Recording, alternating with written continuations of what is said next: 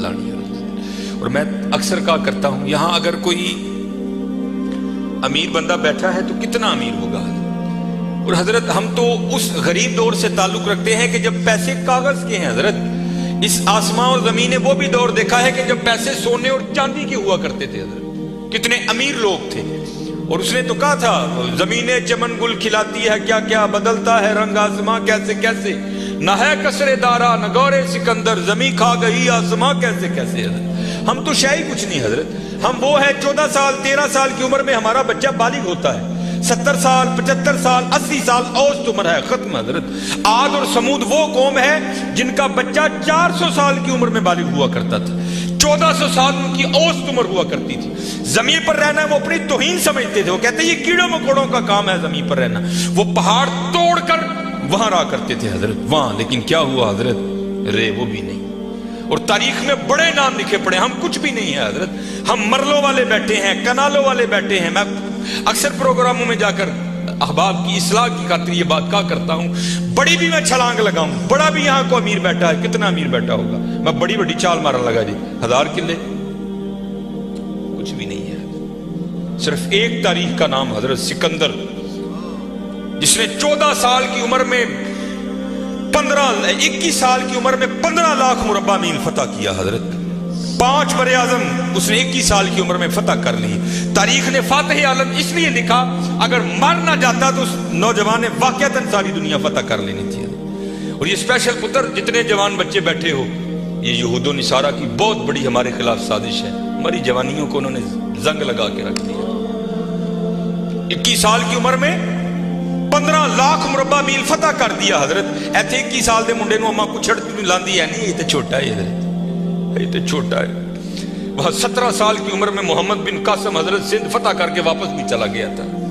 ایتھے 21 سال دا جوان منڈا ہے، لیکن اما کہتے نہیں یہ چھوٹا ہے، چھوٹا۔ پتہ نہیں کدو حضرت اسی وڈے ہونا ہے، پتہ نہیں کدو وڈے ہونا ہے۔ اپنی عمر پتر ضائع نہ کرو، یہ جوانی پھر ہاتھ نہیں آئے گی۔ میں اکثر جمعے میں کہا کرتا ہوں، اگر کوئی مجھے کہے نا کہ مانگ تیری ایک خواہش پوری کریں گے، تو میں کہتا ہوں میں یہی خواہش کروں گا، میں پھر 17 تے لیا کھلا 35-36 کا ہو گیا مگر جڑی حضرت جوانی دی عبادت دا مزہ ہے، جڑے جوانی دے سجدے دا مزہ ہے، تانوں کی دساں حضرت کی مزہ ہونا سجدے۔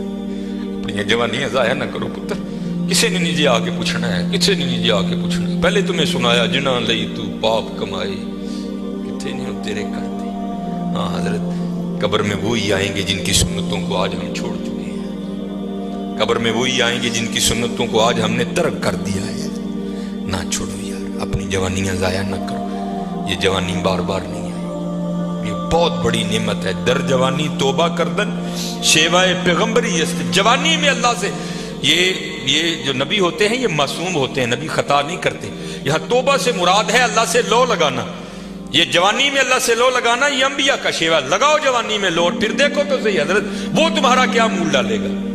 یہ حکیم صاحب بڑی خوبصورت بات کہا کرتے تھے، اے نہیں کہ کوئی بڑھے ویلے آئے گا تو وہ واپس توڑ دے گا، نہیں، وہ سے بھی نوازے گا، لیکن جب جوانی کا جوش ہو، جب خواہشوں کا زور ہو، بندہ ان خواہشوں کو دبا کر جب اللہ کے حضور آ کر جھکتا ہے نا، تو پھر تمہیں کیا بتاؤں حضرت رنگ کیا لگتا ہے۔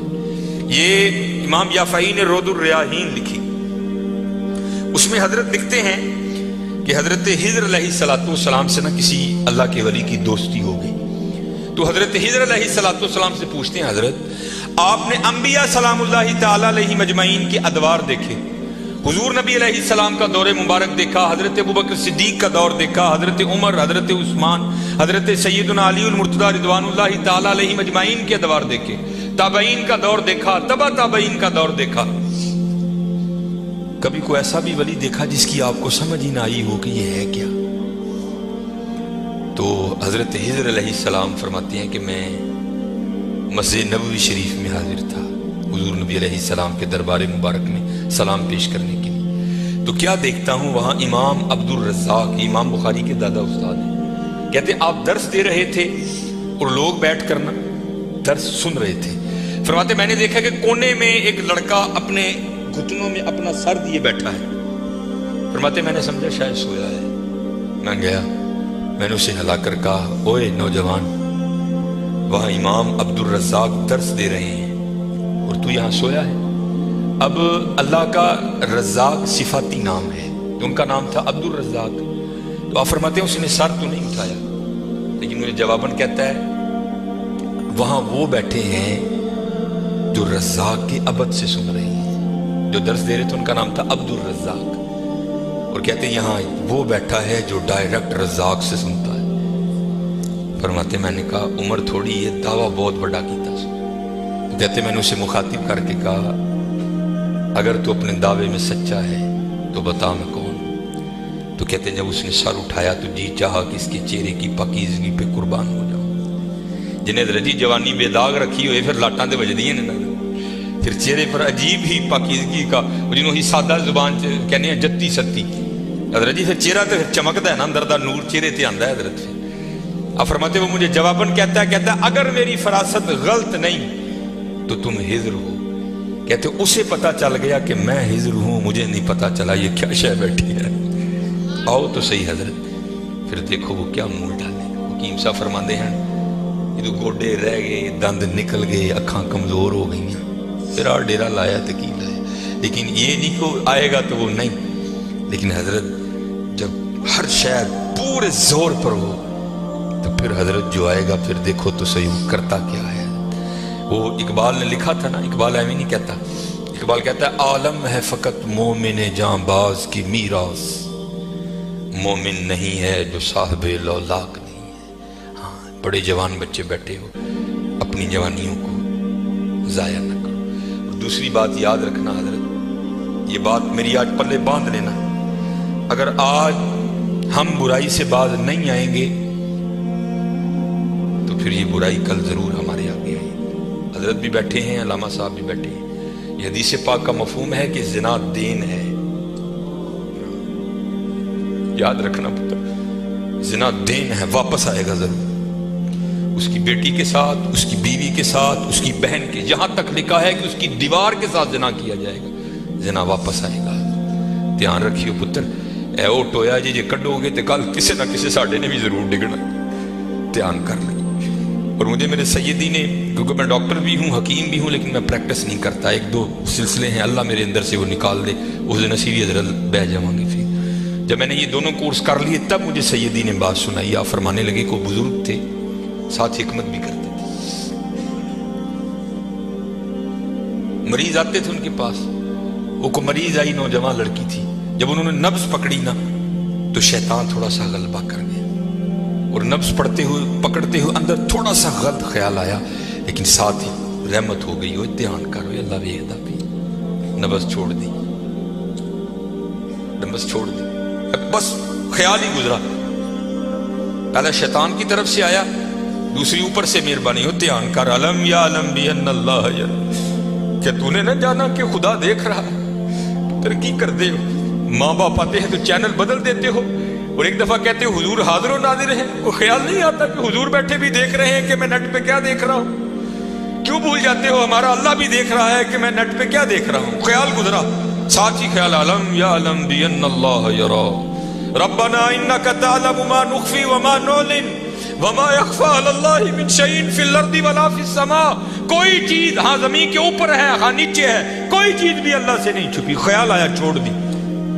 لیکن جیسے میں نے کہا نا حضرت, دین ہے, ضرور گھوم کر آئے گا. تب گھروں میں ٹینکیاں شینکیاں نہیں ہوتی. تب جو ماشکی جس کو ہم ذاتی زبان میں کہتے ہیں, وہی گھروں میں پانی دینے آتے تھے. گھر ان کی بیوی تھی, وہ پانی دینے کے لیے آیا. ماشکی پانی بھر کے نا جب وہ جانے لگا نا تو اس نے ہاتھ پکڑ دیا ان کی بیوی کا. انہوں نے اتنے پھڑیا, ادھر ماشکی نے کار پھڑ لیا.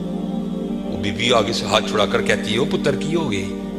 اس کو بھی خیال آیا, وہ روتا ہوا بھاگ گیا. اتنے وہ بھی بہ کے چنگا روئے دے, اکھاں لال کیتیاں, گھر مائی بھی بڑا روئی. ساری زندگی لنگ گئی ہے, بڈھے ویلے کی ہویا, انہیں کی ہاتھ پھڑ لیا. وہ بھی بڑا روئی ہے. حکیم ہوری گھر آئے تے حکیم صاحب دی اکھاں سجی دی, ویکھیا تے گھر والی دی اکھاں سجی دی. انہیں پوچھا بھلی لوکے کی ہویا, کیوں روئی؟ انہیں کہا پہلے تسی دسو تسی کیوں روئے؟ انہیں کہا بس ایک دھی آئی سی مینوں دکھان نہیں, وہ دی نبض پھڑی, شیطان نے اندر گندگی پائی. لیکن نال ہی یاد آیا اللہ ویکھدا پیا, میں چھڑ چھڑے کہہ لگے بس ادھر تسی ادھر اودی پھڑی, ادھر گھر ماشکی نے میری پھڑ. دھیان کریو پتر, دھیان کریو. اج کسی ਕਿਸੇ ਦੀਆਂ ਧੀਆਂ ਨੇ, ਕੱਲ ਨੂੰ ਸਾਡੀਆਂ ਧੀਆਂ ਨੇ ਵੀ ਜਵਾਨ। ਅੱਜ ਕਿਸੇ ਲਈ ਚੌਂਕ 'ਚ ਨਾ ਖਲੋਈਓ, ਅੱਜ ਕਿਸੇ ਲਈ ਨਾ ਖਲੋਈਓ, ਅੱਜ ਤੁਸੀਂ ਖਲੋਵੋਗੇ ਕੱਲ को ਤੁਹਾਡੀ ਨਹੀਂ ਖਲੋਏਗਾ। बड़ा ध्यान करिए, बड़ा ध्यान, अपनी जवानी बड़ी पाकीज़ा रखनी है, बड़ी पाकीज़ा। और ज़िना से बचना, ये आगे अल्लामा साहब और मैं तकरीबन 1.5-2 घंटा बैठ कर यही रोते रहे हजरत कि सानू इंज दा फसाया है कि अज ज़िना आसान और निकाह इंतहाई मुश्किल कर छड़े, निकाह इंतहाई मुश्किल कर छड़े, इंतहाई मुश्किल कर छड़े। लेकिन बचने पुत्र बचने। ज़िना एक ऐसा गंदा गुनाह है, मैंने हदीस मुबारक पढ़ी कि अगर किसी से ये गुनाह सरजद हो गया ना, उसने माफ़ी मांगी, अल्लाह ने उसे माफ़ कर दिया, लेकिन पता फिर भी उसको सज़ा क्या मिलेगी कि जन्नत में अल्लाह जल्ला शानहू ज़ानी से कहेंगे कभी तू मेरे सामने ना आना। ज़ानी को हमेशा के लिए दीदार इलाही से महरूम कर दिया जाए।